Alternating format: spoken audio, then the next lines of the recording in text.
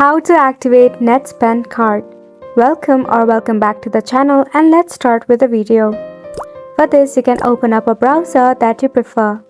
In the search bar, go ahead and search for Activate NetSpend card and give it a search. In here, you'll find various of suggestions. You can just go ahead and select any. For example, I'll be selecting Activate your card NetSpend account.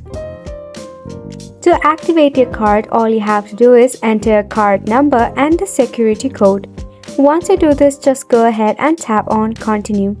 It may ask for some of the verification. Go ahead and submit the verification document it asks for. For the next method, tap on the login option.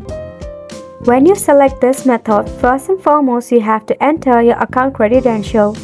That includes your username and your password. Once you enter your username and password, log in into your NetSpend account. Once logged in, you have to locate the card section. Simply activate your card by entering the credential, that is card number, CVV, expiration date. Once it is verified, you'll be able to activate your NetSpend account through the login process as well. And it's a wrap for this video as well. Thank you so much for tuning in.